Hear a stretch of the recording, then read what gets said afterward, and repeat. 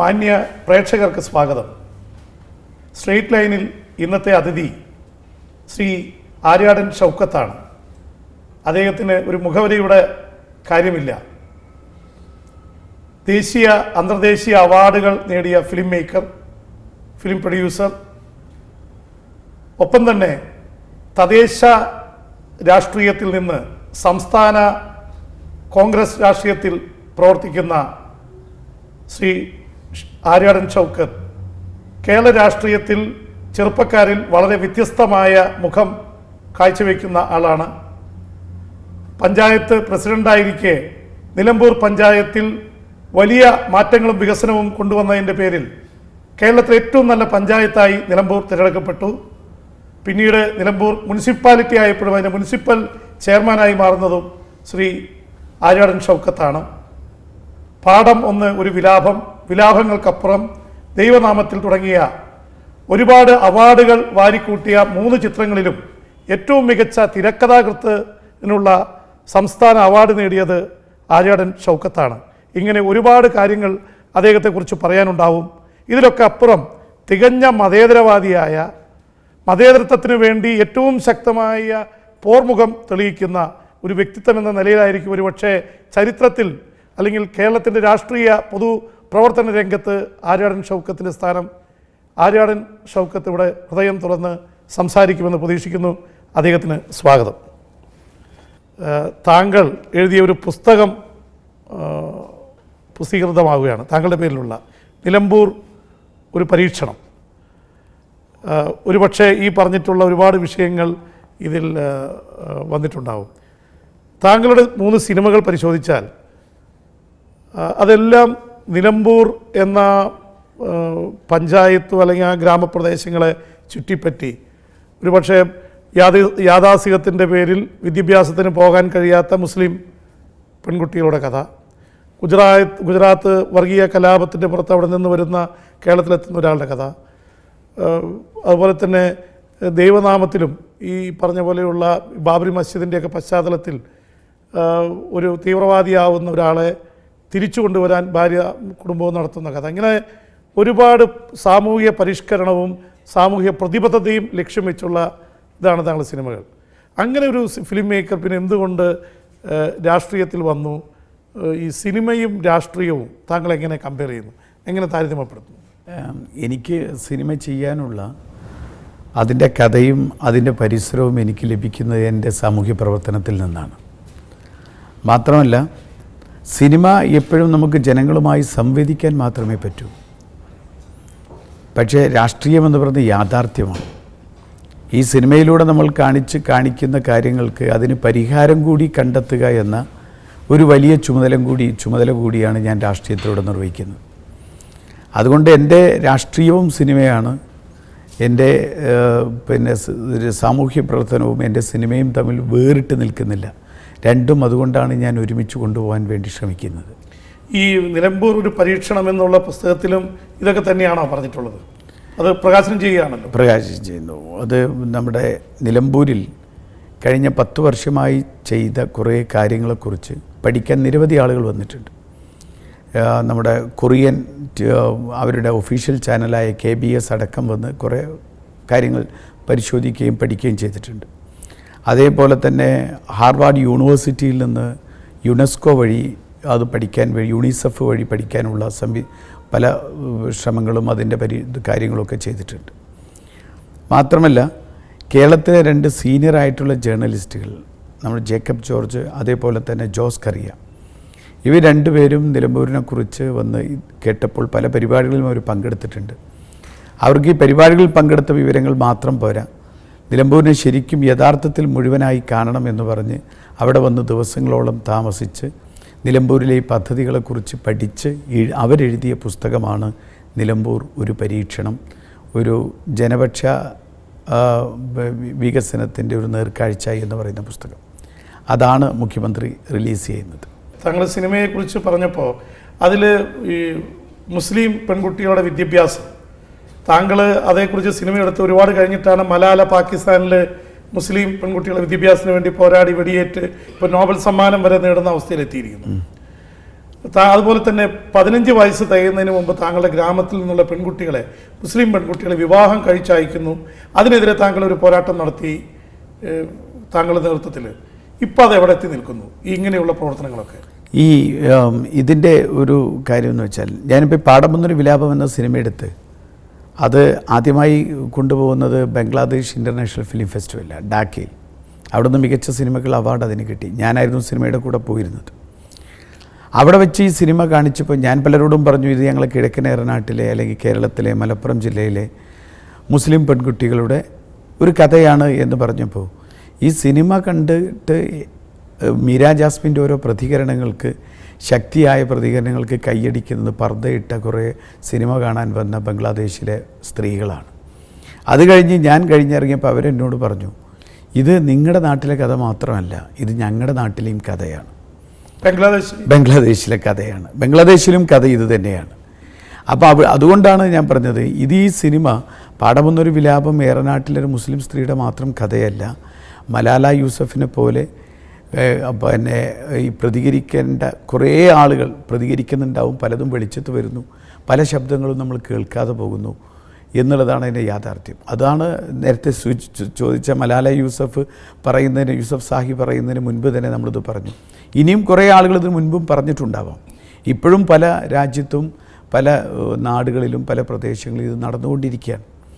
നമ്മളെ സംബന്ധിച്ചിടത്തോളം നമ്മൾ ഇപ്പോൾ അതിനെതിരെ ശക്തമായി പഞ്ചായത്തും മുനിസിപ്പാലിറ്റിയും കഴിഞ്ഞ കുറേ വർഷങ്ങളായി നടത്തി വരുന്ന പ്രവർത്തനങ്ങൾ, ഒന്ന് 8ാം ക്ലാസ്സിലും 9ാം ക്ലാസ്സിലും വെച്ച് കല്യാണം ചെയ്ത് നിർബന്ധിച്ച് ആരാൻ്റെ കിടപ്പറയിലേക്ക് ആനയിക്കപ്പെട്ട് പഠനം നിർത്തിയ ആളുകൾ, അവരൊക്കെ നമ്മൾ തിരിച്ചു കൊണ്ടുവന്നു. താങ്കൾ സ്കൂളിൽ പഠിക്കുന്ന കാലത്ത് താങ്കളുടെ സഹപാഠികളായിരുന്ന പെൺകുട്ടികൾ അവരൊക്കെ ഈ പ്രായത്തിൽ അയക്കപ്പെട്ടതാണോ? അതായത് ഞാൻ 10ാം ക്ലാസ് പഠിക്കുന്ന സമയത്ത്, ഞാനൊരു സാധാരണ ഗവൺമെൻറ് സ്കൂളിലാണ് പഠിക്കുന്നത്.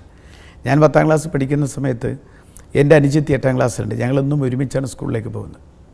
ഒരു ദിവസം അവൾ എന്നോട് പറഞ്ഞു, ഞങ്ങൾ പിന്നെ സ്കൂളിലേക്ക് പോകുമ്പോൾ അവരുടെ ഒരു കൂട്ടുകാരി ഞങ്ങളുടെ കൂടെ കൂടും. അവളുടെ പേരാണ് ഷാഹിന. ഞങ്ങൾ 3 പേര് ഒരുമിച്ചാണ് പോകാറുള്ളത്. അവരെപ്പോഴും ഇങ്ങനെ, അപ്പോഴും എനിക്ക് ഓർമ്മയുണ്ട്, ആ കാലത്തൊക്കെ ഈ 8ാം ക്ലാസ്സിലും 9ാം ക്ലാസ്സിൽ പഠിക്കുന്ന കുട്ടികൾ പോലും മയിൽപ്പീലി പ്രസവിക്കുന്ന മയിൽപ്പീലിയെ മാനം കാണാതിരിക്കാൻ വേണ്ടി പുസ്തകത്തിൽ സൂക്ഷിക്കുന്ന കാലം. അവർ കുപ്പിവളകളെക്കുറിച്ചും ചിത്രശലഭങ്ങളെക്കുറിച്ചും ഒക്കെ എപ്പോഴും സംസാരിക്കുകയും സ്വപ്നം കാണുന്ന ഒരു കുട്ടികളാണ്. ഒരു പ്രായം. ഒരു ദിവസം എന്നോട് എൻ്റെ സഹോദരി ഖദീജ എന്നോട് പറയാണ്, നമ്മുടെ ഷാഹിനയുടെ കല്യാണമാണ്, നമുക്ക് കല്യാണത്തിന് പോകണം. ഞാൻ സത്യം പറഞ്ഞാൽ ഏറെ ഇത് കേട്ടപ്പോഴേ എനിക്കേറെ വേദനിച്ചു. കാരണം അത്ര അടുത്തറിയാവുന്ന കുട്ടിയാണ് ഷാഹിന. മാത്രമല്ല ഷാഹിനയുടെ കല്യാണം കഴിഞ്ഞു. അപ്പോൾ ഷാഹിനയോട് സംസാരിച്ചിരുന്നതിനൊക്കെ? പിന്നെ ഷാഹിനയോട് സംസാരിച്ചു. ഷാഹിനയ്ക്ക് എതിർപ്പുണ്ടായിരുന്നു? ഷാഹിനയ്ക്ക് എതിർപ്പുണ്ടായിട്ടും ആ എതിർപ്പുകൾക്കൊന്നും അവിടെ വലിയൊരു വോയിസ് ഇല്ല സത്യം പറഞ്ഞാൽ. മാത്രമല്ല അവരെ അത് ധരിപ്പിക്കാനുള്ള ഒരു സംഘടിതമായ ഒരു രൂപം നിലനിൽക്കുന്നുണ്ട് കുട്ടികളെ. അങ്ങനെ അത് കഴിഞ്ഞ് ഞാൻ പ്രീ ഡിഗ്രിക്ക് ഇവിടെ 10ാം ക്ലാസ് കഴിഞ്ഞ് ഞാൻ പ്രീ ഡിഗ്രിക്ക് മാറിവാനീസ് ചേർന്ന് 1 വർഷം കഴിഞ്ഞ് നാട്ടിലേക്ക് ചെന്നപ്പോൾ ഞാൻ ഷാഹിനയുടെ വിശേഷം ചോദിച്ചു. ഷാഹിന അമ്മയായിരിക്കുന്നു ഒരു 1.5 വർഷം കഴിഞ്ഞപ്പോഴേക്ക്. അപ്പോഴും ഷാഹിന പഠിക്കുന്നുണ്ടോ? ഷാഹിന ആദ്യം പിന്നെ ഗർഭിണിയായി കുറച്ചു കാലം സ്കൂളിലേക്ക് വന്നു, പിന്നെ സ്കൂളിൽ വരാതെയായി, അങ്ങനെ പഠനം നിർത്തി. അത് കഴിഞ്ഞാണ് ഞാൻ നാട്ടിലേക്ക് ചെന്നപ്പോൾ ഷാഹിനയുടെ വിശേഷം ചോദിക്കാൻ എൻ്റെ സഹോദരി വിളിച്ചപ്പോഴാണ് സഹോദരി ഗർഭിണിയായ അല്ലെങ്കിൽ അമ്മയായ ഷാഹിനെക്കുറിച്ച് പറയുന്നത്. അത് കഴിഞ്ഞ് 1 വർഷം കൂടി കഴിഞ്ഞ് ഞാൻ പ്രീ ഡിഗ്രി കഴിഞ്ഞ് നാട്ടിലേക്ക് തിരിച്ചെത്തി. ഡിഗ്രിക്ക് നാട്ടിലാണ് ചേർന്നത്. അവിടെ ചേരാൻ തിരിച്ചെത്തിയപ്പോൾ ഞാൻ അനിയത്തിയോട് വിവരങ്ങൾ ചോദിച്ചപ്പോൾ അനിയത്തി എൻ്റെ അടുത്തേക്ക് വരുന്നില്ല. അപ്പോൾ ഞാൻ അവളൊന്നുകൂടി അടുത്ത് വിളിച്ചു കൊണ്ടുവന്നു. അവൾ എൻ്റെ മുഖത്തേക്ക് നോക്കുന്നില്ല. അപ്പോൾ അവൾക്കറിയാം ഞാൻ ഷാഹിനയുടെ വിശേഷമാണ് ചോദിക്കുന്നത്. അപ്പോൾ അവൾ നിറഞ്ഞ കണ്ണുകൾ അപ്പോൾ അങ്ങനെ വിതുമ്പിക്കൊണ്ട് അവൾ എന്നോട് പറഞ്ഞു, പിന്നെ ഉമ്മയായ ഷാഹിന അവൾക്ക് ആരാർക്കും വേണ്ടാത്തവളായി, അവൾ മൊഴി ചൊല്ലി അവളെ വീട്ടിലേക്ക് തിരിച്ചു വന്നിരിക്കുന്നു കൈക്കുഞ്ഞുമായി. സത്യം പറഞ്ഞാൽ ഇത് എന്നെ മാത്രമല്ല, ഇത് കേൾക്കുന്ന ആരെയും വേദനിപ്പിക്കുന്ന കാര്യമാണ്. ഈ ഷാഹിനയെ ഏറ്റവും കൂടുതൽ അടുത്തറിയുന്ന ഒരാളെന്ന നിലയ്ക്ക് എനിക്കത് വല്ലാതെ വേദനിച്ചു. അപ്പോഴാണ് സത്യം പറഞ്ഞാൽ ഞങ്ങൾ ഈ ചുറ്റുപാടിലേക്ക് നോക്കുമ്പം ഒരു ഷാഹിന മാത്രമല്ല, നിരവധി ഷാഹിനമാർ 8ാം ക്ലാസ്സിലും 9ാം ക്ലാസ്സിലും വെച്ച് വിവാഹം ചെയ്ത്, അല്ലെങ്കിൽ ഈ 14ലും 15ലും കല്യാണം ചെയ്ത് 17ഉം 18ഉം ആകുമ്പോഴേക്ക് അമ്മയായി അവർ ആരാർക്കും വേണ്ടാത്ത കുട്ടികളുമായി മൊഴി ചൊല്ലപ്പെട്ടവരായി വീട്ടിലേക്ക് തിരിച്ചു വരുന്ന ഒരു കാഴ്ച. കേരള രാഷ്ട്രീയം കണ്ട ഏറ്റവും അല്ലെങ്കിൽ ഒപ്പമുള്ള ഏറ്റവും വലിയ സീനിയറും ഒരു ചാണക്യന്മാരിൽ ഒരാളാണ് ശ്രീ ആര്യാടൻ മുഹമ്മദ്. അദ്ദേഹത്തിൻ്റെ വളരെ പുരോഗമനപരമായിട്ടുള്ള വളരെ മതേതരമായിട്ടുള്ള കാഴ്ചപ്പാടുകൾ താങ്കൾ ഏതെങ്കിലും തരത്തിൽ ഇങ്ങനെയുള്ള കാര്യങ്ങൾ സ്വാധീനിച്ചിട്ടുണ്ടോ? തീർച്ചയായിട്ടും എന്നെ ഏറ്റവും കൂടുതൽ സ്വാധീനിച്ചിട്ടുള്ള എൻ്റെ പിതാവിൻ്റെ കാഴ്ചപ്പാടുകളും പ്രവർത്തനങ്ങളും തന്നെയാണ്. ഞാൻ 6ാം ക്ലാസ് പഠിക്കുമ്പോൾ ആദ്യമായിട്ടൊരു പുസ്തകം വായിക്കാൻ എനിക്ക് പിതാവ് എടുത്ത് നിർബന്ധിച്ച് എന്നെ കൊണ്ട് വായിപ്പിച്ചത് മുഹമ്മദ് അബ്ദുറഹ്മാൻ സാഹിബിനെ കുറിച്ച് മാതൃഭൂമി എഴുതിയ ഒരു ലേഖന സമാഹാരം, ഒരു പുസ്തകമുണ്ട്. ആ പുസ്തകമാണ് എന്നോട് ആദ്യമായിട്ട് വായിക്കാൻ പറഞ്ഞത്. മാത്രമല്ല എന്നെ സംബന്ധിച്ചിടത്തോളമാണെങ്കിലും എപ്പോഴും ഞാനൊക്കെ ചെറുപ്പത്തിലേ കാണുന്നത് ഫാദറിൻ്റെ പിതാവിൻ്റെ മുമ്പിൽ വന്ന് കരയുന്ന കുറേ ഇത്തരം ഓരോ പ്രശ്നങ്ങളുമായി കരയുന്ന കുറേ സ്ത്രീകളെയാണ്. അവരന്ന് ഈ വെള്ളക്കാച്ചിയും അല്ലെങ്കിൽ പെങ്കുപ്പായൊക്കെ ഇട്ട് അന്നത്തെ വേഷത്തിൽ കരഞ്ഞു. എന്നാൽ ഇന്ന് അവരുടെ മക്കൾ ചുരിദാറിട്ട് കരയുന്നു എന്ന് പറയുന്ന വ്യത്യാസം മാത്രമേ ഞാൻ കാണുന്നുള്ളൂ. നമ്മുടെ മലപ്പുറത്തെ കുടുംബ കോടതിയുടെ വരാന്തയിൽ കുട്ടികളുമായി കുട്ടി ഉമ്മമാർ മക്കൾക്ക് ചെലവിന് കൊടുക്കാൻ, അവർക്കൊരു നേരത്തെ ബിസ്ക്കറ്റ് വാങ്ങി കൊടുക്കാൻ, അവർക്കൊരു നേരത്തെ പാല് വാങ്ങിച്ചു കൊടുക്കാൻ, അതിന് നിർവാഹമില്ലാതെ ഈ ഭർത്താവിൻ്റെ മൊഴി ചൊല്ലിയ ഭർത്താവിൻ്റെ കയ്യിൽ നിന്ന് കുട്ടികൾക്ക് ചെലവിന് കിട്ടാൻ മെയിൻ്റനൻസിന് കേസ് കൊടുത്ത് ക്യൂ നിൽക്കുന്ന അമ്മമാരുടെ എണ്ണം കുറഞ്ഞിട്ടില്ല. അതിങ്ങനെ വർദ്ധിച്ചു വരികയാണ് ചെയ്യുന്നത്. അപ്പോൾ അതുകൊണ്ട് തന്നെയാണ് എനിക്ക് എൻ്റെ ഒരു ജീവിത പരിസരത്തിൽ എനിക്ക് ആദ്യമായി പറയേണ്ടത് ഇതാണ് എന്ന് തോന്നിയത് കൊണ്ട് തന്നെയാണ് പാഠമൊന്നൊരു വിലാപം ഒരു സിനിമയാക്കാനും ഒരു സിനിമയിലേക്ക് വരാനുമുള്ളൊരു സാഹചര്യം ഉണ്ടായത്. അല്ല, സാധാരണ ഇങ്ങനെയൊക്കെയുള്ള സിനിമകൾ എടുക്കുമ്പോൾ യാഥാസ്ഥിതിക വിഭാഗങ്ങളിൽ ഇത് വലിയ എതിർപ്പുണ്ടാവും. ആ എതിർപ്പ് താങ്കൾക്കുണ്ടായി, അതിനെ അതിജീവിക്കാൻ കഴിഞ്ഞു? എന്താണ് ഇപ്പോഴത്തെ? അല്ല, അന്ന് സ്വാഭാവികമായിട്ടും എതിർപ്പ്, നല്ല എതിർപ്പുകൾ ആ ഭാഗത്തുനിന്നും ഉണ്ടായിരുന്നു. മാത്രമല്ല ആ സിനിമയെ സംബന്ധിച്ചിടത്തോളം ആ സിനിമ ഇത് യഥാർത്ഥത്തിൽ മതം ഇങ്ങനെ നിഷ്കർഷിക്കുന്നില്ല എന്നുകൂടി ബോധ്യപ്പെടുത്തുന്ന ഒരു സിനിമയായിരുന്നു. അപ്പോൾ അതുകൊണ്ട് തന്നെ യാഥാസ്ഥിതികവാദികളുടെ കയ്യിൽ നിന്ന് വളരെ എതിർപ്പുകളുണ്ടായി. ഒന്ന്, സിനിമ ഡിസ്ട്രിബ്യൂഷന് വിതരണത്തിന് കൊടുത്ത ആളുകളെ അവർ പിന്തിരിപ്പിച്ചു. സിനിമ രണ്ടാമത് വിതരണക്കാരനെ ഏറ്റെടുത്ത് അത് തിയേറ്ററിലെത്തിയപ്പം തിയേറ്ററുകാരെ ഭീഷണിപ്പെടുത്തി. പിന്നെ എന്നെ എവിടെയെങ്കിലുമൊക്കെ കിട്ടുന്ന സമയത്ത് കഴിയാവുന്ന അത്ര ഭീഷണിയും, നേരിട്ട് ഭീഷണിയും അല്ലാത്ത ഭീഷണികളും, പിന്നെ എഴുതാൻ പറ്റുന്ന രൂപത്തിലൊക്കെ എഴുതിയിട്ടും പല രൂപത്തിലും ഉള്ള ഇതെനിക്ക് നേരിടേണ്ടി വന്നിട്ടുണ്ട്. പക്ഷേ അപ്പോഴും ഇത് അനുഭവിക്കുന്ന സ്ത്രീകൾ, ആ സമൂഹം, അവരുടെ ഒരു വലിയ പിന്തുണയും വലിയ പ്രാർത്ഥനയും ഒക്കെ ഈ സിനിമയ്ക്കും ഉണ്ടായിരുന്നു, ഞങ്ങൾക്കൊക്കെ ലഭിച്ചിട്ടുണ്ട്.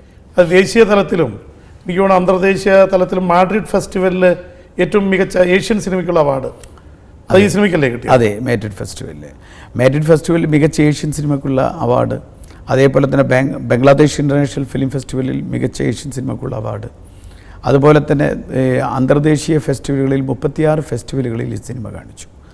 പിന്നെ മാത്രമല്ല മികച്ച നടിക്കുള്ള ദേശീയ പുരസ്കാരം, സിനിമയ്ക്കുള്ള ദേശീയ പുരസ്കാരം, അതേപോലെ തന്നെ എനിക്ക് കഥക്കുള്ള സംസ്ഥാന അവാർഡ്, 6 സംസ്ഥാന അവാർഡുകൾ ആ സിനിമയ്ക്ക് ലഭിച്ചിട്ടുണ്ട്. അതുകൊണ്ട് തന്നെ വീണ്ടും ആ സിനിമ ചർച്ച ചെയ്യപ്പെടുകയും വീണ്ടും ആളുകൾ അത് കാണുകയൊക്കെ ചെയ്തിട്ടുണ്ട്. അതുപോലെ തന്നെ താങ്കളുടെ പിന്നെ വന്ന വിലാപങ്ങൾക്കപ്പുറം അതുപോലെ ദൈവനാമത്തിൽ ജയരാജാണ് സംവിധാനം ചെയ്തത്. അപ്പോൾ ഈ 2 സിനിമകളും ഈ നേരത്തെ പറഞ്ഞ പോലെ മുസ്ലിം തീവ്രവാദം അതിലേക്ക് നയിക്കുന്ന കാരണങ്ങൾ, ഇപ്പോൾ ബാബറി മസ്ജിദ്, ഗുജറാത്ത് വംശീയ ഹത്യ, ഇതൊക്കെ ഇത് ചെയ്യുന്നുണ്ട്. അത് പക്ഷേ ഒരു മതേതര കാഴ്ചപ്പാടിൽ നിന്നുകൊണ്ടാണ് താങ്കളത് ട്രീറ്റ് ചെയ്തിരിക്കുന്നത്.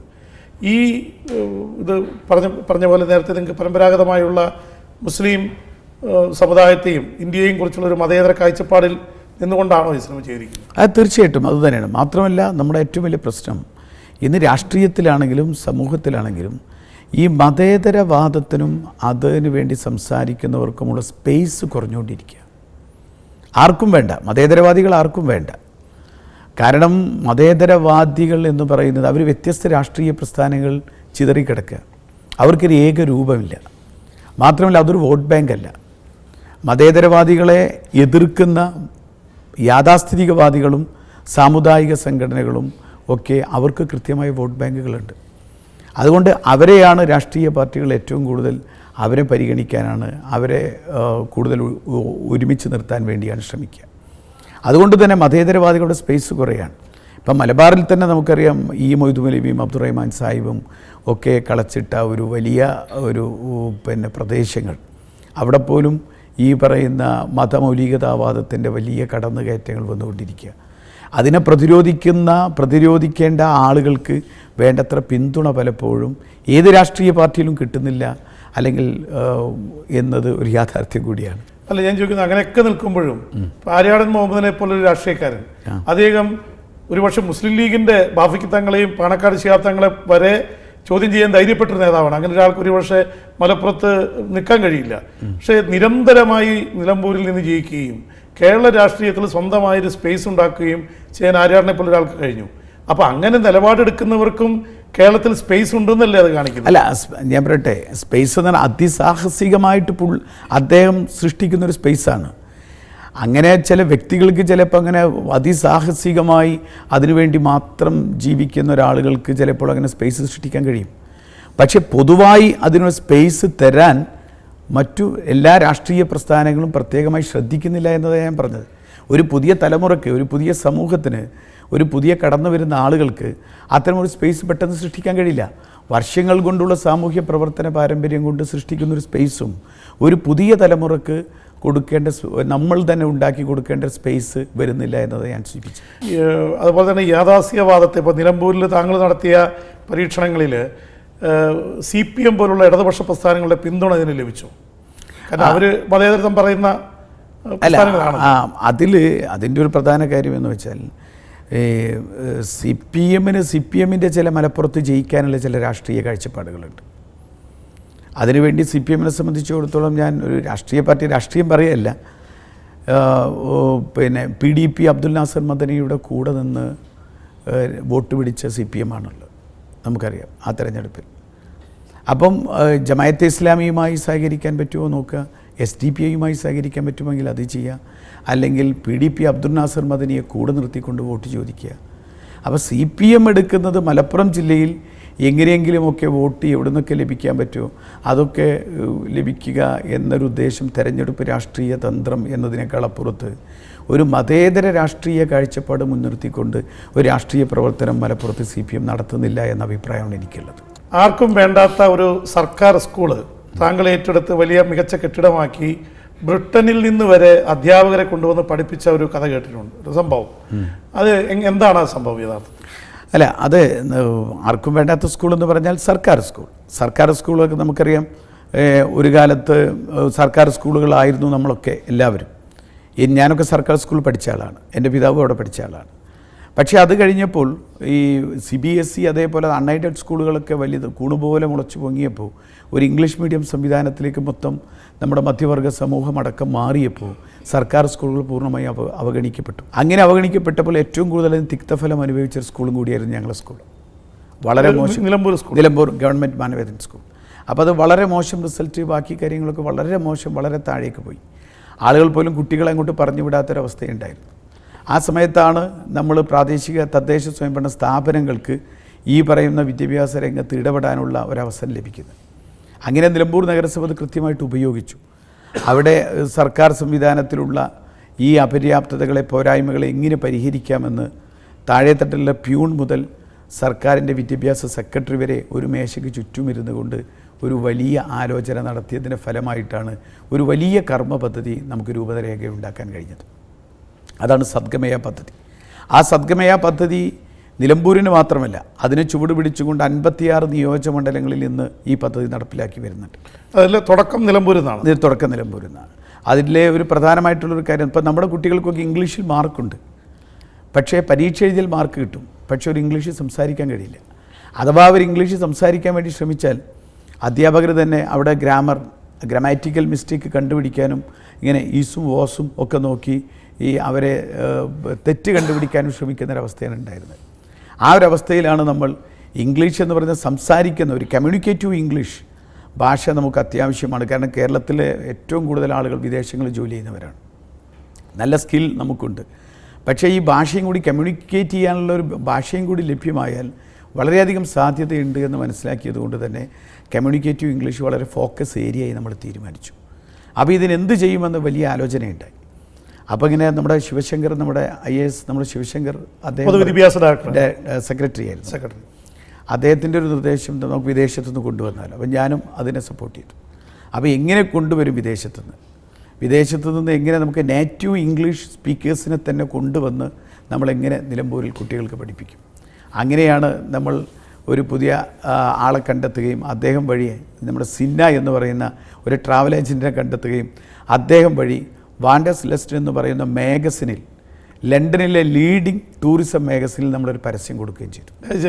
പഞ്ചായത്തിൻ്റെ പരസ്യം. ആ പഞ്ചായത്തിൻ്റെ പരസ്യത്തിന് കേരളം ഗോഡ്സ് ഓൺ കൺട്രി അതിനെക്കുറിച്ചൊന്ന് പറഞ്ഞ്, നിലമ്പൂരിൻ്റെ പ്രകൃതി രമണീയതയെക്കുറിച്ച് പറഞ്ഞ്, ഇങ്ങനെ ഇവിടെ സ്കൂളിൽ സദ്ഗമയ പദ്ധതിക്ക് കമ്മ്യൂണിക്കേറ്റീവ് ഇംഗ്ലീഷ് പഠിപ്പിക്കാൻ 8-10 പേരെ വേണം. അത് വന്ന് കഴിഞ്ഞാൽ നിങ്ങൾക്ക് വേണ്ട താമസവും ഭക്ഷണവും നമ്മൾ ഒരുക്കി തരും, സാലറി ഇല്ല. ഇത് പറഞ്ഞുകൊണ്ട് നമ്മളൊരു പരസ്യം കൊടുത്തു.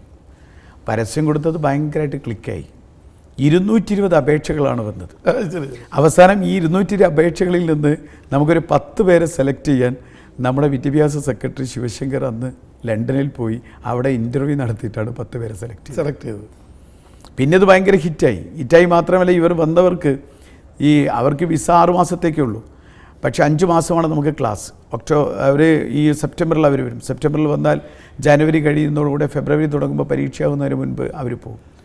കുട്ടികൾക്ക് മലയാളം പോലും ശരിക്കും പറയാനറിയാത്ത കുട്ടികൾ, അതായത് ഞാൻ പറയുന്ന ഒരു ഏറനാടൻ, ഇപ്പോൾ ചിലപ്പോൾ നിങ്ങൾക്കൊന്നും പറഞ്ഞാൽ മനസ്സിലാവില്ല, ഇച്ച് കൊച്ച് എന്നൊക്കെ പറയുന്ന ഭാഷയൊക്കെ ഉപയോഗിച്ച് സംസാരിക്കുന്നത് അവർ പോലും, കാരണം ധൈര്യമായിട്ട് ഇംഗ്ലീഷ് പറയാൻ പറ്റും.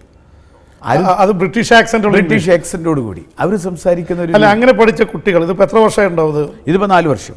അതിൽ നിന്ന് പഠിച്ച കുട്ടികൾ ആരെങ്കിലും ഹയർ സ്റ്റഡീസിന് മാത്രമല്ല, സ്കൂളിലെ മൊത്തം അതിൻ്റെ താളം തന്നെ മാറി. സ്കൂളിൻ്റെ താളം അവിടെ നല്ല റിസൾട്ട് ഉണ്ടാവാൻ തുടങ്ങി. മാത്രമല്ല, കുട്ടികൾക്ക് ഭയങ്കരമായ കോൺഫിഡൻസായി. നമ്മൾ ഈ പറഞ്ഞ ഇംഗ്ലീഷ് എഡ്യൂക്കേഷൻ മാത്രമല്ല നമ്മൾ കൊടുത്തത്. കുട്ടികൾ ഇപ്പോൾ അവർ തന്നെ ഇവരെ കുട്ടികളെ പഠിപ്പിച്ചത് സാധാരണയുള്ള നിലവിലുള്ള ഇംഗ്ലീഷ് വിദ്യാഭ്യാസത്തിൽ തന്നെ അവർ പൊളിച്ചെഴുതി എന്ന് മാത്രം. കുട്ടികളുടെ പാട്ടുപാടി, അവർക്ക് തിയേറ്റർ പിന്നെ പരിശീലനം, അതേപോലെ തന്നെ അവർക്ക് മറ്റ് സ്കിറ്റുകൾ, അതേപോലെ തന്നെ അവരുടെ സ്പോർട്സ്, അങ്ങനെ എല്ലാ രൂപത്തിലും കുട്ടികളെ എങ്ങനെ കമ്മ്യൂണിക്കേറ്റ് ചെയ്യണം എന്നുള്ള കൃത്യം. ഈ വിദേശത്തു നിന്നൊക്കെ അധ്യാപകരെ കൊണ്ടുവരുമ്പോൾ സ്വാഭാവികമായിട്ടും ഒരു ഗ്രാമപ്രദേശമാണല്ലോ, ഈ പരമ്പരാഗതമായിട്ട് ചിന്തിക്കുന്ന ആൾക്കാരൊക്കെ എതിർപ്പ് പറയത്തില്ല. അങ്ങനെ ഇല്ല, പരമ്പരാഗത ഒരു എതിർപ്പും ഉണ്ടായില്ല. കാരണം കുട്ടികൾ പഠിക്കുന്നുള്ളതുകൊണ്ട് അവർ ഹാപ്പിയായിരുന്നു. അവരൊക്കെ സാധാരണക്കാരെ മക്കൾ, അവർ മാതാപിതാക്കൾക്ക് അതിനേക്കാളും ഹാപ്പി. അവരെ പഠിപ്പിക്കാനാണ് വിദേശികൾ വന്നിരിക്കുകയാണ്. മാത്രമല്ല, നമ്മളൊരു വലിയ കൺഫ്യൂഷൻ ഉണ്ടായിരുന്നത് വിദേശികൾക്ക് ഭക്ഷണം എന്ത് പറ്റും, താമസം. അവർക്ക് ഏറ്റവും ഇഷ്ടം നമ്മുടെ നാടൻ ഭക്ഷണം. ആദ്യമൊക്കെ സ്പൈസി ഫുഡ് കഴിക്കാൻ കുറച്ച് പ്രയാസം. പിന്നെ അവരെ സ്വീകരിക്കാൻ ഇഷ്ടം പോലെ ആളുകൾ, വീട്ടുകാരുടെ ഓരോ കുട്ടിയുടെയും വീട്ടിലേക്ക് അവരെ ക്ഷണിക്കുന്നു. അവരെങ്ങനെ നല്ല ഭക്ഷണം കഴിച്ച്, അവർക്ക് പോകാൻ മനസ്സില്ലാതെ വളരെ എന്താ പറയുക, വളരെ വിരഹ വേദനയോടുകൂടിയൊക്കെ കുട്ടികളോട് കരഞ്ഞ് പിരിഞ്ഞാണ് പലരും. അല്ല, ഇപ്പോൾ ഈ 220 പേര് അപ്ലൈ എന്ന് പറഞ്ഞല്ലോ, ഇപ്പം 56 സ്കൂളുകൾ തുടങ്ങി. ആ വിദേശത്തു നിന്നുള്ളവരും ആ മറ്റു സ്കൂളുകളിൽ ഈ വിദേശത്തു നിന്നുള്ളവർ എല്ലാ സ്കൂളുകളും ഇവിടെ മാത്രമേ ഉള്ളൂ. ഇവിടുത്തെ ഞാൻ പറയാം യോഗ, നമ്മളെല്ലാ കുട്ടികൾക്കും യോഗ പരിശീലനം. IT എന്ന് പറഞ്ഞാൽ ആകെ 2500 കുട്ടികൾ പഠിക്കുന്ന സ്കൂളിൽ ഈ 20 കമ്പ്യൂട്ടറാണുള്ളത്. ഒരു കുട്ടിക്ക് ആകെ ഒരു വർഷത്തിൽ ചിലപ്പോൾ 1 മണിക്കൂറാണ് കമ്പ്യൂട്ടർ ഉപയോഗിക്കാൻ കിട്ടുക. അതിന് നമ്മളൊരു വലിയ ലാബ് മാത്രമല്ല, പുറത്തുനിന്ന് 26 ഫാക്കൽറ്റി അഡീഷണലായിട്ട് പരിശീലനം കൊടുക്കാൻ കൊണ്ടുവന്നു. ആദ്യം തന്നെ നമ്മൾ ആ കാര്യത്തിൽ ചെയ്തത് എന്തെന്ന് വെച്ചാൽ, കുട്ടിയെ കമ്പ്യൂട്ടറുകളുടെ എണ്ണം കൂട്ടി, മാത്രമല്ല പരിശീലനം എക്സ്ട്രാ. കുട്ടി ഈ പറഞ്ഞ ഈ ടൈം ടേബിൾ തന്നെ മാറ്റിയെന്ന് മാത്രമല്ല, അഡീഷണൽ ഫാക്കൽറ്റിയെ നമ്മൾ പുറത്തുനിന്ന് കൊണ്ടുവന്നു. കുട്ടികൾ ആദ്യം അങ്ങനെ പ്രൊവിഷൻ ഉണ്ടോ? സർക്കാരിൻ്റെ പെർമിഷനോടുകൂടി ഒരു പൈലറ്റ് പദ്ധതിയായിട്ട് സർക്കാർ അത് നമുക്ക് അംഗീകരിച്ചു തന്നു. സ്റ്റേറ്റ് ലെവലിൽ വിദ്യാഭ്യാസ സെക്രട്ടറി കൺവീനറായിക്കൊണ്ടൊരു അഡ്വൈസറി കമ്മിറ്റി ഇതിന് നിലവിൽ വന്നു. എപ്പോഴും മോണിറ്റർ ചെയ്യാനുള്ള സംവിധാനം ഉണ്ടായി. അങ്ങനെയാണ് ഇതൊരു മാതൃകാ പദ്ധതിയായിട്ട്. അവിടെ എൻട്രൻസിന് ഇപ്പോൾ പ്രവേശനം നേടാൻ ഭയങ്കര ഇടിയായിരിക്കും. ഭയങ്കര പ്രശ്നമാണെന്ന് മാത്രമല്ല, അത് അതിനേക്കാളും വലിയൊരു പ്രശ്നമായി. കാരണം എല്ലാവർക്കും പ്രവേശനം കൊടുക്കണം. ഒരു പ്രാവശ്യം ഈ സർക്കാർ സ്കൂളിൽ അവരെന്ത് ചെയ്തു എന്ന് വെച്ചാൽ ഒരു എൻട്രൻസ് പരീക്ഷ നടത്തി. അതിനേക്കാളും വലിയ പുലിവാലായി. സർക്കാർ സ്കൂൾ എൻട്രൻസ് പരീക്ഷ നടത്താൻ പാടില്ല, വന്നവർക്കൊക്കെ കൊടുക്കണം. ഇപ്പം എന്തോന്ന് വെച്ചാൽ സ്വകാര്യ സ്കൂളുകളുണ്ടോ? സ്വകാര്യ സ്കൂളുകളിൽ നിന്നൊക്കെ കുട്ടികൾ ഇങ്ങോട്ട് വരുന്നു. CBSE ക്ലാസ്സുകളിൽ നിന്നൊക്കെ 8ാം ക്ലാസ് 9ാം ക്ലാസ്സിൽ നിന്ന് കുട്ടികൾ പഠനം ഗവൺമെൻറ് സ്കൂളിലേക്ക് വരാം. ഇത് കേരളത്തിൽ മുഴുവൻ നിധിയാവുന്നൊരു മാതൃക. മാത്രമല്ല, ഒരു കാലത്ത് ഈ സ്കൂളിൽ നിന്ന് CBSEയിലേക്ക് പോയിരുന്ന കുട്ടികൾ ഇപ്പോൾ ഇന്ന് CBSE സിലബസിൽ നിന്ന് സർക്കാർ മീഡിയത്തിലേക്ക് വരുന്നൊരു വലിയ കാഴ്ചയാണ് ഇന്ന് നിലമ്പൂരിൽ കണ്ടുകൊണ്ടിരിക്കുന്നത്. അതുപോലെ തന്നെ ജ്യോതിർഗമയ എന്ന് പറഞ്ഞിട്ടൊരു പദ്ധതി കൂടി ഉണ്ടായിരുന്നില്ല, എല്ലാവർക്കും എഡ്യൂക്കേഷൻ. അതിപ്പോൾ എല്ലാവർക്കും അത് നമ്മൾ പഞ്ചായത്തായിരുന്ന സമയത്താണ് നമ്മൾ 100% ഇപ്പോൾ അച്ചീവ്മെന്റ് 100%. മാത്രമല്ല, അവിടെ നമ്മൾ സർവേ നടത്തി കണ്ടെത്തി അവരെ മുഴുവൻ കൈപിടിച്ചു കൊണ്ടുവന്ന് എല്ലാവർക്കും 4ാം ക്ലാസ് വിദ്യാഭ്യാസം കൊടുത്തു. 4ാം ക്ലാസ് വിദ്യാഭ്യാസം ഒന്നും മാത്രമല്ല, അത് 2 വലിയ പ്രശ്നമായിരുന്നു. കാരണം തീർത്തും അക്ഷരാഭ്യാസം അറിയാത്ത ആളുകൾ, 2ാം ക്ലാസ്സിൽ 3ാം ക്ലാസ്സിൽ വെച്ചൊക്കെ പഠനം നിർത്തിപ്പോയവർ. ഇവരെ രണ്ടുപേരെയും ഒരുമിച്ചിരുത്തി പഠിപ്പിക്കൽ തന്നെ വലിയ പ്രയാസമായിരുന്നു. അതൊരു വലിയ നാടിൻ്റെ ഒരു വലിയ എന്താ പറയുക, ഒരു ക്യാമ്പയിൻ മോഡിലാണ് നമ്മളതൊക്കെ നടത്തിയത്. കാരണം ഇവരെ പഠിപ്പിക്കാൻ 350 ഫെസിലിറ്റേറ്റർമാർ വേണം. ഇവർക്കൊന്നും കാശ് കൊടുക്കാൻ നമുക്ക് കഴിയില്ല. അവസാനം നമ്മൾ ഇതേപോലെ തന്നെ ഫെസിലിറ്റേറ്റർമാർക്ക് ഒരു പരസ്യം കൊടുത്തപ്പോഴേക്ക് എല്ലാവരും വന്നു എന്ന് മാത്രമല്ല, അവരിൽ നിന്ന് നമ്മൾ പരിശീലനം കൊടുത്ത് നല്ല പേരെ ചൂസ് ചെയ്തിട്ടാണ് ഫെസിലിറ്റേറ്റർമാർ ഇവരെ കൈപിടിച്ചു കൊണ്ടുവന്ന് അക്ഷരങ്ങൾ പഠിപ്പിച്ചത്. അക്ഷരങ്ങൾ പഠിപ്പിച്ചു എന്ന് മാത്രമല്ല, അതിൻ്റെ മറ്റൊരു പ്രത്യേകത, അന്ന് അക്ഷരം പഠിച്ച് 4ാം ക്ലാസ് വിദ്യാഭ്യാസം നേടിയ ആളുകൾ ഇന്ന് എൻ്റെ കൂടെ കൗൺസിലർമാരായിട്ടുണ്ട്, എൻ്റെ വൈസ് ചെയർമാനായിട്ടിരുന്നിട്ടുണ്ട്. അന്ന് 4ാം ക്ലാസ് വിദ്യാഭ്യാസം നേടിയ ആളുകൾ. ഇപ്പം ഞങ്ങൾ എല്ലാവർക്കും 10ാം ക്ലാസ് വിദ്യാഭ്യാസം കൊടുത്തു. 40 വയസ്സിന് താഴെ സമീക്ഷ എന്ന് പറയുന്നൊരു പദ്ധതിയിലൂടെ എല്ലാവർക്കും, ഇപ്പോൾ 40 വയസ്സിന് താഴെ നിലമ്പൂർ നഗരസഭയിൽ 10ാം ക്ലാസ് ഇല്ലാത്തവരില്ല. എല്ലാവർക്കും ഈ പറഞ്ഞ 10ാം ക്ലാസ് വിദ്യാഭ്യാസം കൊടുത്തു. അതിലും എൻ്റെ കൂടെയുള്ള കൗൺസിലർമാർ 6 പേർ 10ാം ക്ലാസ് നേടി. അവരിപ്പോൾ +1 കഴിഞ്ഞു, +2 പഠിച്ചുകൊണ്ടിരിക്കുകയാണ്. ഇപ്പോൾ അവരുടെ ഡിമാൻഡ് ഡിഗ്രി വേണമെന്നതാണ്, ഡിഗ്രിക്ക് വേണ്ടി. അതിൻ്റെ മറ്റൊരു പ്രത്യേകത, ഈ 8ാം ക്ലാസ്സിലും 9ാം ക്ലാസ്സിലും വെച്ച് ബാല്യവിവാഹം കൊണ്ട് പഠനം നിർത്തിയവരാണ് ഭൂരിപക്ഷ ആളുകളും. ഈ ബാല്യവിവാഹത്തെക്കുറിച്ച് നേരത്തെ പറഞ്ഞല്ലോ, 15 വയസ്സിന് മുമ്പ് പെൺകുട്ടികളെ കെട്ടിച്ചയക്കുന്നു. ഒരു സർവേയിൽ കണ്ടത്, നിങ്ങളുടെ ഒരു ഗ്രാമത്തിൽ 25 കോടി രൂപയാണ് ഈ സ്ത്രീധനം കൊടുക്കാൻ വേണ്ടി പാവപ്പെട്ട ഈ മുസ്ലിം കുടുംബത്തിൽ പെട്ടവർ ഇത് ചെയ്യുന്നത്. അതുകൊണ്ട് തന്നെ ആ കുടുംബം നശിച്ചു പോകുന്നു. 2 വർഷം 3 വർഷം കഴിയുമ്പോൾ ഈ കുട്ടികളെ വീട്ടിൽ കുഞ്ഞുമായിട്ട് കൊണ്ടു നിർത്തുന്നു, ജീവിക്കാൻ വയ്യ. ഇത് ഇപ്പോൾ പരിഹരിക്കപ്പെട്ട പൂർണ്ണമായിട്ടും നമ്മൾ അറിഞ്ഞുകൊണ്ടില്ല, അറിയാതെ ഉണ്ടോ എന്നില്ല, കാരണം ഉണ്ടാവാനുള്ള സാധ്യത കുറവാണ്. എങ്കിലും ഈ സ്ത്രീധനം എന്ന് പറയുന്നത് വലിയൊരു പ്രശ്നം നാട്ടിൽ നിലനിൽക്കുന്നത്. കാരണം എല്ലാവരും, ഞങ്ങളിത് അറിയുന്നത് എങ്ങനെയെന്ന് വെച്ചാൽ, ഞങ്ങൾ 1000 വീട് പദ്ധതി എന്ന് പറയുന്നൊരു പദ്ധതി ഉണ്ടാക്കി എല്ലാവർക്കും വീട് കൊടുക്കാൻ. വീടില്ലാത്ത 1000 പേർക്ക് വീട് കൊടുക്കാൻ. അപ്പോൾ പഞ്ചായത്തിൻ്റെ പൈസ കൊണ്ട് മാത്രം കഴിയില്ല. അപ്പോൾ ഞങ്ങൾ ജനങ്ങളോട് പറഞ്ഞു, ജനങ്ങളും കാശ് പിരിച്ചു തന്നു. അതുതന്നെ ഒരു പുതിയ ചരിത്രമാണ്. ഒരു വീടുണ്ടാക്കി കൊടുക്കാൻ പഞ്ചായത്തിലേക്ക് ജനങ്ങൾ പൈസ ഇങ്ങോട്ട് തരികയാണ്. ജനങ്ങൾ മാത്രമല്ല, ബാങ്കിൽ നിന്ന് ലോൺ കൊടുത്തു. അങ്ങനെ നമ്മൾ വീടുണ്ടാക്കി 816 പേർക്ക് വീടുണ്ടാക്കി കൊടുത്തു. ആ പദ്ധതിക്ക് വേണ്ടി സർവേ നടത്തിയപ്പം വീടില്ലാത്തവരെ കണ്ടെത്തി. പക്ഷേ അത് കഴിഞ്ഞ് നമ്മൾ പദ്ധതി ആരംഭിക്കുന്ന 1 വർഷം കഴിഞ്ഞിട്ടാണ്, ഈ ലോണൊക്കെ ശരിയായിട്ടതിന് ശേഷമാണ്. ആ സമയത്ത് ഗുണഭോക്താക്കളെ മുഴുവൻ വിളിച്ചു കൂട്ടിയ സമയത്ത് കൂടുതൽ ആളുകൾ, 150 പേര് കൂടുതൽ. അപ്പോൾ ഞങ്ങൾ ഇവരോട് ചോദിച്ചു, സർവേ നടത്തിയ സമയത്ത് നിങ്ങൾക്ക് വീടുണ്ടല്ലോ, പിന്നെ എങ്ങനെ ഇല്ലാതെയായത്? അപ്പോൾ അവർ പറഞ്ഞു, ശരിയാണ്, അന്ന് വീടുണ്ടായിരുന്നു, പക്ഷേ ഞങ്ങളെ മകളെ കെട്ടിക്കാൻ വേണ്ടി വീട് വിറ്റു. ഒരു വർഷം ഒരു 75-നും 100-നോളം ഇടയ്ക്ക് ആളുകൾ വീട് വിൽക്കുന്നു, വീട് പണയപ്പെടുത്തുന്നു, അല്ലെങ്കിൽ വീട് വട്ടിപ്പലിശക്ക് എഴുതി കൊടുക്കുന്നു. വട്ടിപ്പലിശക്ക് എടുത്തു കഴിഞ്ഞാൽ പിന്നെ സംഭവിക്കുന്നത് എന്താ, ആ വീടങ്ങ് പോവുകയാണ്, കിട്ടുന്ന വിലയ്ക്ക് വിൽക്കുകയാണ്. അപ്പോൾ വിറ്റാൽ ഒരു 6 ലക്ഷം രൂപയ്ക്ക് വിൽക്കാൻ പറ്റുന്നൊരു വീട് അവരെ നിന്ന് ലോൺ എടുക്കുമ്പോൾ ലോൺ തിരിച്ചടക്കാൻ കഴിയില്ല. അപ്പോൾ പിന്നെ കിട്ടുന്ന വിലയ്ക്ക് വിൽക്കുകയാണ് ലോൺ അടക്കാൻ. അപ്പോൾ ആ വീടിന് 3 ലക്ഷം രൂപയ്ക്കാണ് പിന്നെ വിൽക്കുന്നത്. അങ്ങനെ ഓരോ വർഷവും ഇത്രയധികം ആളുകൾ വീട് വിൽക്കുന്ന ഇത് ഞങ്ങൾ അറിയുന്നത് ആ ഒരു ഭവന നിർമ്മാണ പദ്ധതിക്ക് വേണ്ടി സർവേ നടത്തി കണ്ടെത്തിയപ്പോഴാണ്. അപ്പം ഞങ്ങൾ തീരുമാനിച്ചു, ഇതിന് വീട് മാത്രം കൊടുത്താൽ പോരാ, ഇപ്പുറത്ത് സ്ത്രീധനത്തെ പ്രതിരോധിക്കാനുള്ളൊരു സംവിധാനം കൂടി ഉണ്ടാക്കണം. അപ്പോൾ കേരള മഹിളാ സമാഖ്യ സൊസൈറ്റിയുമായി കൂട്ടിച്ചേർന്നുകൊണ്ട് ഞങ്ങൾ അതിനു വേണ്ടിയുള്ളൊരു വലിയ പരിപാടികൾ ആരംഭിച്ചു. ഒരു ഭാഗത്ത് ശക്തമായ ക്യാമ്പയിൻ, മറുഭാഗത്ത് സമൂഹ വിവാഹങ്ങൾ, മറ്റൊരു ഭാഗത്ത് വിവാഹം സംഘടിപ്പിക്കാനുള്ള വെബ്സൈറ്റുകളും അതിനുവേണ്ട സൗകര്യങ്ങൾ. അപ്പോൾ സമൂഹ വിവാഹം പ്രായം തികഞ്ഞ ആൾക്കാരെ മാത്രമേ എടുക്കുകയുള്ളൂ? അത്രയേ ഉള്ളൂ. 18 അവർക്ക് നമ്മൾ കല്യാണം നമ്മൾ നടത്തി കൊടുക്കും. അവരുടെ പൈസ, അവർക്ക് വേണ്ട ചിലവുകളൊക്കെ നമ്മൾ ചിലവുകൾ നമ്മൾ കൊടുക്കും. വിവാഹ ചിലവുകൾ നമ്മൾ വഹിക്കും. ബാക്കി വസ്ത്രങ്ങളും നമ്മൾ കൊടുക്കും. അതുപോലെ തന്നെ നിലമ്പൂർ ഒരു ആദിവാസി മേഖല കൂടിയാണ്. ആദിവാസി കുട്ടികൾ സ്കൂളുകളിൽ നിന്ന് ഒരുപാട് പട്ടിണി കാരണം ഡ്രോപ്പ് ഔട്ട്സ് ഉണ്ടാകുന്നൊരവസ്ഥ ഉണ്ടായിരുന്നു. അപ്പോൾ അതിന് നിങ്ങൾ എന്തൊരു പരിഹാരം കണ്ടെത്തിയതായിട്ട് കേട്ടു? അതായത് നമ്മൾ ഒപ്പത്തിനൊപ്പം പദ്ധതി. ഇപ്പം സ്കൂളുകളിൽ നമ്മൾ കൊഴിഞ്ഞു പോക്കാണ് ഏറ്റവും വലിയ പ്രശ്നം. പഠിക്കുന്നതിനിടയ്ക്ക് കൊഴിഞ്ഞുപോക്ക്. ആ കൊഴിഞ്ഞുപോക്ക് തടയാൻ എന്ത് മാർഗം എന്ന് ഞങ്ങൾ ആലോചിച്ചു. അപ്പോൾ കൊഴിഞ്ഞു പോകാൻ ഒന്ന് കാരണം ബാല്യവിവാഹമാണ്. രണ്ടാമത്തെ കാരണം SC/ST കുട്ടികളാണ് ഏറ്റവും കൂടുതൽ കൊഴിഞ്ഞു പോകുന്നത്. അപ്പോൾ ഈ കുട്ടികളെ കൊഴിഞ്ഞു പോകുന്നവരെ അവർക്ക് പഠന നിലവാരം അവരെ ഉയർത്തിക്കൊണ്ടുവരാൻ സ്കൂളിൽ വെച്ചാണ് പല പദ്ധതികളും നടപ്പാക്കുന്നത്. അതിനുവേണ്ടി അവർക്ക് വേണ്ടി റെമഡിയൽ കോച്ചിങ് കൊടുക്കുന്നു, പരിഹാര ബോധനം കൊടുക്കുന്നു, സെപ്പറേറ്റ് ക്ലാസ് കൊടുക്കുന്നു.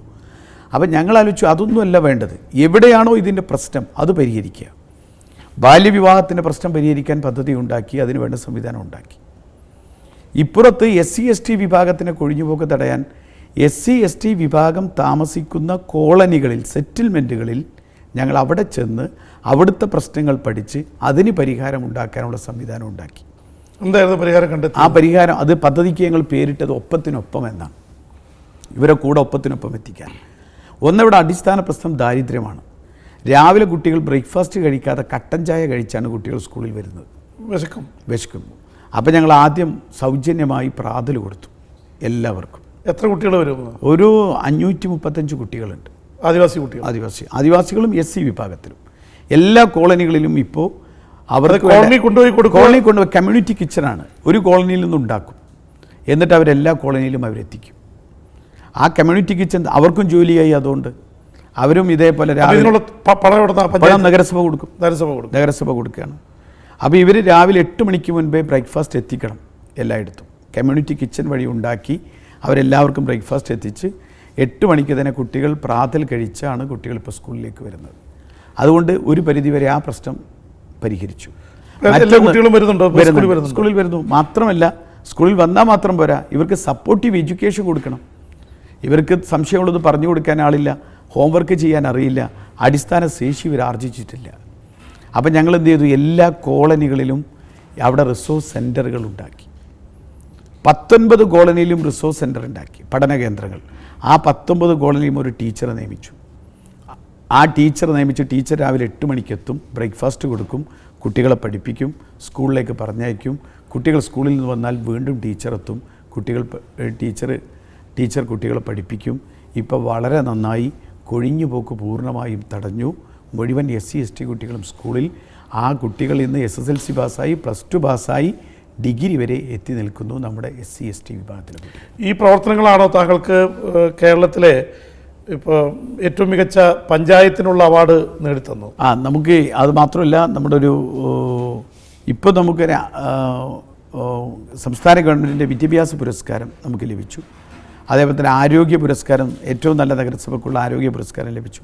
പഞ്ചായത്തായിരുന്നപ്പോഴും മികച്ച പഞ്ചായത്തിനും ബാക്കിയുള്ള കാര്യങ്ങൾക്കൊക്കെ വേണ്ടിയിട്ടുള്ള കുറേ പുരസ്കാരങ്ങൾ ലഭിക്കാനൊക്കെ കാരണം ഇത്തരം പദ്ധതികൾ തന്നെയാണ്. അതുപോലെ തന്നെ ശ്രീ ആര്യാടൻ മുഹമ്മദ്, അച്ഛനെ ബാപ്പയെക്കുറിച്ച് താങ്കളുടെ ഒരു വിലയിരുത്തൽ എന്താണ്? അല്ല, അദ്ദേഹം പ്രധാനമായിട്ടും എന്നോടൊക്കെ എപ്പോഴും പറയാറുള്ളത്, പിന്നെ ഒന്ന് പ്രധാനമായും മതേതരത്വത്തിൽ ഊന്നിക്കൊണ്ടുള്ള എല്ലാവരെയും സ്നേഹിക്കുകയും ബഹുമാനിക്കുകയും എല്ലാ മതങ്ങൾക്കും അവരുടെ വിശ്വാസ പ്രമാണങ്ങൾ ജീവിക്കാനുള്ള സംവിധാനം ഉണ്ടാക്കി കൊടുക്കാവുന്ന ഒരു പിന്നെ പരിസരം നമുക്ക് സൃഷ്ടിക്കാൻ സാധിക്കണം. 2, നമുക്ക് ഇത്തരം കാര്യങ്ങളെ നമ്മൾ മറച്ചു വെച്ച് നിന്നിട്ട് കാര്യമില്ല. അതായത് ഒരു പുതിയ രാഷ്ട്രീയക്കാരനെ എല്ലാവരും പഠിപ്പിക്കുന്നത് ഈ ചുറ്റുപാടുമായി സമരസപ്പെടാനാണ്. പക്ഷേ സമരസപ്പെട്ടതുകൊണ്ട് മാത്രം നമ്മൾ ഇവിടെ മാറ്റം ഉണ്ടാവാൻ സാധ്യത കുറവാണ്. എന്തിനേയും നമ്മൾ എതിർപ്പുകൾ നമുക്ക് നേരിട്ടേക്കാം. നമ്മൾ പറയുന്ന കാര്യങ്ങൾ പലർക്കും അപ്രിയമായിരിക്കാം. പക്ഷേ എതിർപ്പുകൾ നേരിടുമെങ്കിലും ആ എതിർപ്പുകളെ അവഗണിച്ചുകൊണ്ട് അതിജീവിച്ചുകൊണ്ട് മുന്നോട്ട് പോകാനുള്ള കരുത്തും ശക്തിയും നമുക്ക് പല ഭാഗത്തുനിന്നും ലഭിക്കും. അപ്പോൾ അതുകൊണ്ട് തന്നെ മാറ്റം ഉണ്ടാവണമെങ്കിൽ ഇത്തരം കാര്യങ്ങളോട് പ്രതികരിച്ചും അതിനോട് പടപൊരുതിയും തന്നെ മുന്നോട്ട് പോകുന്നതാണ് നല്ലത് എന്ന് തന്നെയാണ് അദ്ദേഹം. അങ്ങനെ പടപൊരുതി ഒരു ചരിത്രം ശ്രീ ആര്യാടനുണ്ട്. അദ്ദേഹത്തിന് ഒരുപക്ഷെ ഇടതുപക്ഷ പ്രസ്ഥാനങ്ങൾ കുഞ്ഞാലി കേസിൽ കുരുക്കാനായിട്ട് ശ്രമിച്ചിരുന്നു. അതേക്കുറിച്ചൊക്കെ താങ്കൾ ചെറുപ്പകാലത്ത് കേൾക്കുക അല്ലെങ്കിൽ ഇപ്പോൾ ഇത് ചെയ്യുകയോ ചെയ്തിട്ടുണ്ടോ? അല്ല, ഞാനൊക്കെ ചെറുപ്പത്തിൽ പത്രം വായിച്ചു തുടങ്ങുന്നത്, വളരെ ചെറുപ്പത്തിലെ പത്രം വായിച്ചു തുടങ്ങുന്ന കുഞ്ഞാലി കേസ് വായിച്ചിട്ടാണ് തുടങ്ങുന്നത്. അല്ല, അന്ന് ബാപ്പിയുമായിട്ട് ഇതിനെക്കുറിച്ച് സംസാരിക്കുകയോ അദ്ദേഹം സ്വാഭാവികമായിട്ട് അങ്ങനെ രാഷ്ട്രീയം വരുമ്പോൾ ഒരാൾ തളർന്നു പോകുമല്ലോ, അദ്ദേഹത്തിന്റെ അന്നത്തെ നിലപാട് എന്തായിരുന്നു? അങ്ങനെയൊക്കെ വരും അത് എനിക്ക് ഓർമ്മയില്ല. ഞാൻ വളരെ ചെറിയ കുട്ടിയാണ്. അല്ല, ഇന്ന് എന്തെങ്കിലും അതിനെക്കുറിച്ച്? അല്ല, അദ്ദേഹത്തിന് എന്തെന്ന് വെച്ചാൽ അദ്ദേഹം ശരിയാണെന്ന് തോന്നുന്ന കാര്യങ്ങൾ അദ്ദേഹം പറയുകയും അതിനുവേണ്ടി പ്രവർത്തിക്കുകയും ചെയ്യും. അതിന് എതിർപ്പുകളോ അതിനെ ആരെങ്കിലും മോശമാക്കി ചിത്രീകരിക്കാനോ അതല്ലെങ്കിൽ അതിൻ്റെ പേരിൽ അദ്ദേഹത്തിന് എന്ത് കേൾക്കേണ്ടി വന്നാലും അതൊന്നും അദ്ദേഹത്തെ തളർത്താറില്ല. അങ്ങനെ തളർത്തിയ ചരിത്രം ഉണ്ടായിട്ടില്ല. എപ്പോഴും അങ്ങനെ തന്നെയാണ് അദ്ദേഹത്തിന്. അതുപോലെ തന്നെ ഇത്ര ചെറുപ്പകാലത്തിനിടയിൽ താങ്കൾ ഇത്രയും വലിയ ഒരുപാട് കാര്യങ്ങൾ ചെയ്തതിനിടയിൽ താങ്കൾ ഒരു പക്ഷേ നെഗറ്റീവായിട്ടുള്ള ആക്ഷേപങ്ങളും കേൾക്കേണ്ടി വരാറുണ്ട്. ഇപ്പോൾ പാർട്ടി ഓഫീസിലുണ്ടായ ഒരു കൊലപാതകം സംബന്ധിച്ച് താങ്കളുടെ പേര് ബന്ധപ്പെടുത്തിക്കൊണ്ട് ചില പ്രചരണങ്ങൾ വന്നു. ഒരുപക്ഷെ ഒരു പൊതുപ്രവർത്തകനെന്നില്ല, പ്രത്യേകിച്ച് താങ്കൾ അച്ഛൻ്റെ അത്രയും ഒരു ഇതുണ്ടാവണമെന്നില്ല, താങ്കൾക്കൊരു ലോലമായ ഒരു എഴുത്തുകാരൻ്റെ ഒരു മുഖം കൂടിയുണ്ട്. താങ്കളുടെ ആ സമയത്തുള്ള മാനസികാവസ്ഥ എന്തായിരുന്നു? അതിൽ വിഷമം തോന്നിയിരുന്നു? താങ്കൾ തെറ്റിദ്ധരിക്കപ്പെട്ടു? അല്ല സ്വാഭാവികമായിട്ട് വിഷമം തോന്നുമല്ലോ, എല്ലാവർക്കും ഉണ്ടാകുന്ന വിഷമം. പക്ഷേ യാഥാർത്ഥ്യം അപ്പുറത്ത് കൃത്യമായിട്ടുള്ളത് കൊണ്ട് നമുക്ക് പിന്നെ അതിൽ ഭയപ്പെടേണ്ട ആവശ്യം വന്നിട്ടില്ല. അത് യാഥാർത്ഥ്യം ബോധ്യമാവുകയും അതിനനുസരിച്ച് കാര്യങ്ങൾ വരികയൊക്കെ ചെയ്തുകൊണ്ട് പിന്നെ ഞങ്ങൾക്ക് ആർക്കും അങ്ങനെ ഒരു പിന്നെ എന്താ പറയുക, എങ്ങനെ ഫേസ് ചെയ്യും എന്നുള്ളൊരു പ്രശ്നവും ഞങ്ങൾക്ക് ആർക്കും ഉണ്ടായിട്ടില്ല. താങ്കൾ പറഞ്ഞു, താങ്കൾ സിനിമ എന്ന് പറയുന്നത് ഒരു കലാരൂപമാണ് എന്ന് മാത്രമല്ല, പലപ്പോഴും നമ്മുടെ സ്വപ്നങ്ങളാണ് സിനിമകൾ. അതിനൊരു റിയാലിറ്റി ഉണ്ടാവണമെന്നില്ല. നമ്മൾ സ്വപ്നം ഉണ്ടാവണമെന്ന് ആഗ്രഹിക്കുന്ന ഒരു കാര്യമായിരിക്കും സിനിമയിലൂടെ വരുന്നത്. താങ്കളത് സിനിമയിൽ ഉള്ള അനുഭവ തലങ്ങൾ ഒക്കെ പ്രാക്ടിക്കലി അതിന് പരിഹാരം രാഷ്ട്രീയത്തിലുള്ള പൊതുപ്രവർത്തനത്തിലൂടെ കണ്ടെത്താൻ ശ്രമിച്ചൊരു പൊതുപ്രവർത്തകനാണ്. ഇനി എന്താണ്? ഇനി ഏതെങ്കിലും ഒരു സിനിമയെക്കുറിച്ചോ അല്ലെങ്കിൽ പൊതുപ്രവർത്തനത്തെക്കുറിച്ചോ, താങ്കൾ ഇതുവരെ ഇപ്പോൾ മുനിസിപ്പൽ ചെയർമാനാണ്, അടുത്ത ഈ പഞ്ചായത്ത് തിരഞ്ഞെടുപ്പ് വരുന്നു, അതിൽ മത്സരിക്കുമോ അല്ലെങ്കിൽ ഒരു ഇത് കേൾക്കുന്നുണ്ട് താങ്കൾ അടുത്ത നിയമസഭാ തിരഞ്ഞെടുപ്പിൽ മത്സരിക്കുന്നൊക്കെ കേൾക്കുന്നുണ്ട്. എന്താണ് പൊതുപ്രവർത്തന രംഗത്ത് അല്ലെങ്കിൽ സിനിമയും രാഷ്ട്രീയവും എന്താണ് ഭാവി? എന്തായാലും എൻ്റെ രാഷ്ട്രീയപരമായ കാര്യങ്ങൾ തീരുമാനിക്കേണ്ടത് പാർട്ടിയാണ്, അതിലിപ്പം ഞാനല്ല തീരുമാനിക്കേണ്ടത്. പക്ഷേ പഞ്ചായത്ത് തിരഞ്ഞെടുപ്പ് എത്തിക്കഴിഞ്ഞു, മത്സരിക്കണോ വേണ്ടതെന്ന് തീരുമാനിക്കേണ്ട അവസ്ഥയായി. പിന്നെ ഇനിയിപ്പോൾ ഒരു തദ്ദേശ സ്വയംഭരണ സ്ഥാപനത്തിലേക്ക്, കാരണം 5 വർഷം പഞ്ചായത്ത് പ്രസിഡൻറ്റും 5 വർഷം നഗരസഭാ ചെയർമാനുമായി കുറേ പ്രവർത്തനങ്ങൾ നടത്തി, വലിയ പിന്തുണയും വലിയ സഹായമൊക്കെ നമുക്ക് ലഭിച്ചു. പിന്നെ മാത്രം ഇനിയും വീണ്ടും നമ്മൾ ആ ഒരു പോസ്റ്റിൽ ഇരുന്ന് ബാക്കിയുള്ളവർക്ക് കൂടി അവസരങ്ങൾ കൊടുക്കണ്ടേ? സ്വാഭാവികമായും ബാക്കിയുള്ളവർക്ക് ഞാൻ ചോദിക്കാൻ കാരണമുണ്ട്. ശ്രീ ആരാടൻ മുഹമ്മദ് തന്നെ അദ്ദേഹം തന്നെ പറഞ്ഞു, ഞാൻ ഇനി മത്സരിക്കാനില്ല. സ്വാഭാവികമായിട്ട് എല്ലാവരും പ്രതീക്ഷിക്കുന്നത് ആ സ്ഥാനത്ത് താങ്കൾ നിലമ്പൂരിൽ നിന്ന് മത്സരിക്കുന്നു വിചാരിക്കുന്ന ഒരുപാട് പേരുണ്ട്. അതുകൊണ്ടാണ് ഞാൻ ചോദിക്കുന്നത്. അല്ല, അത് പറയാൻ പറ്റില്ല, അത് പാർട്ടിയാണ് തീരുമാനിക്കേണ്ടത്. അതിലിപ്പോൾ എനിക്ക് കൃത്യമായ ഒരു ധാരണ കാര്യത്തെക്കുറിച്ചില്ല. പക്ഷെ എന്തായാലും ഇല്ല, സിനിമ അവസാനിപ്പിച്ചിട്ടില്ല. കാരണം ഈ എൻ്റെ സാമൂഹ്യ പ്രവർത്തനത്തിൽ ഇപ്പോൾ പ്രത്യേകിച്ച് ഈ പുസ്തകത്തിൽ തന്നെ ഉള്ള കുറേ കാര്യം ഒക്കെ, ഇപ്പം സമീക്ഷയിൽ 10ാം ക്ലാസ് പഠിക്കാൻ വന്ന 1600 പേരിൽ ഈ 1600 പേർക്കും വളരെ ആഴത്തിലുള്ള 1600 വ്യത്യസ്തമായ കഥകളാണ് പറയാനുള്ളത്. ഇതൊക്കെ സിനിമയാക്കാനുള്ളതാണ്. അപ്പോൾ സിനിമയാക്കാനുള്ള കഥകൾ കൂടുതൽ എനിക്ക് 5 വർഷം പഞ്ചായത്തും 5 വർഷം മുനിസിപ്പൽ ചെയർമാനുമായപ്പോൾ സിനിമയാക്കാനുള്ള കഥകളുടെ എണ്ണം വർദ്ധിച്ചിരിക്കുക. ഇതിൽ ഒരെണ്ണം ഏകദേശം തീർന്നുകൊണ്ടിരിക്കുന്നു. എന്തായാലും ഈ പറഞ്ഞ പോലെ ഈ 3 സിനിമകൾക്ക് ഒരു പൊതുധാരയുണ്ട്. ആ ധാരയിലുള്ള സിനിമയാണ്, ധാരയിലുള്ള ഒരു സിനിമ തന്നെ ആയിരിക്കും അത്. ഈ പിന്നെ പ്രത്യേകിച്ച് ഒരു മുസ്ലിം സമുദായമായി ബന്ധപ്പെടുത്തിക്കൊണ്ടുള്ളതാണോ അല്ലെങ്കിൽ അത് മുസ്ലിം സമൂഹവുമായി ബന്ധപ്പെടുത്തിക്കൊണ്ടുള്ളത് തന്നെയാണ്. പക്ഷെ ഞാൻ നിൽക്കുന്ന സമൂഹത്തിൽ ഞാൻ അടുത്ത് പ്രവർത്തിക്കുന്നതും എൻ്റെ നേർക്കാഴ്ചകളുമാണ് എൻ്റെ സിനിമകൾ. അപ്പോൾ അതുകൊണ്ട് തന്നെ ഞാൻ ചുറ്റുപാടും ബന്ധപ്പെടുന്ന ഒരു പ്രവർത്തന മേഖലയുമായി ബന്ധപ്പെട്ടുകൊണ്ട് തന്നെയാണ് ആ സിനിമയുള്ളത്. പക്ഷേ സിനിമ എന്തായാലും ജനങ്ങളുമായി സിനിമയിലൂടെ സംവദിക്കാനും അതേസമയം യാഥാർത്ഥ്യം രാഷ്ട്രീയവുമായി പ്രവർത്തിക്കാനും രണ്ടും ഒരുമിച്ച് കൊണ്ടുപോകാൻ തന്നെയാണ് ഞാൻ വിചാരിക്കുന്നത്. അവസാനമായിട്ട് ഇപ്പോൾ ഇറാൻ, ടർക്കി പോലുള്ള സ്ഥലങ്ങളിൽ നിന്നൊക്കെ വളരെ മനോഹരമായിട്ടുള്ള സിനിമകൾ ഉണ്ടാകുന്നുണ്ട്. മക്ബൽ ബഫിൻ്റെയൊക്കെ അത്തരം സിനിമകളെ താങ്കൾ കാണാറുണ്ട്. എന്തുകൊണ്ടാണ് ഈ ഒരുപക്ഷെ ഏറ്റവും കൂടുതൽ യാഥാസ്ഥികവാദം പറയുന്നിടത്ത് തന്നെ ഏറ്റവും പുരോഗമനത്തിൻ്റെ ഏറ്റവും നൂതനങ്ങളായിട്ടുള്ള സൃഷ്ടികൾ ഉണ്ടാകുന്നു? എന്തായിരിക്കും അതിന് കാരണം? അല്ല, അതാണ് ഇറാനിയൻ സിനിമകളുടെ ഏറ്റവും വലിയൊരു ഭംഗി. അതാണ് അവിടെ ചില ഭയങ്കരമായ കർക്കശ്യങ്ങളും ഭയങ്കരമായ നിയന്ത്രണങ്ങളും ഉള്ളതുകൊണ്ടാണ് സിനിമയ്ക്ക് കുറേ ഭംഗിയുണ്ട്. അവിടുത്തെ പ്രണയം തന്നെ ചിത്രീകരിക്കുന്ന കെട്ടിപ്പിടിക്കാനും ഉമ്മ വയ്ക്കാനും ചുംബിക്കാനും എന്നുള്ള സ്വാതന്ത്ര്യമില്ലാത്തത് കൊണ്ട് അവർ കാണിക്കുന്ന പ്രണയം ചിത്രീകരിക്കുന്ന വലിയ നല്ല രീതിയിലാണ്. മാത്രമല്ല അവർക്ക് കുറേ കാര്യങ്ങൾ, അനുഭവത്തിൻ്റെ തീക്ഷ്ണമായ അനുഭവങ്ങളുടെ കുറേ കാര്യങ്ങൾ അവർക്ക് പറയാനുണ്ട്. പെട്ടെന്നാണ് ഇറാനിൽ ഒരു സിനിമയ്ക്കുള്ള ഒരു ചെറിയ സ്വാതന്ത്ര്യം അവർക്ക് ലഭിക്കുന്നത്. ആ സ്വാതന്ത്ര്യത്തെ കൃത്യമായി അവർ ഉപയോഗിക്കാൻ ശ്രമിച്ചു.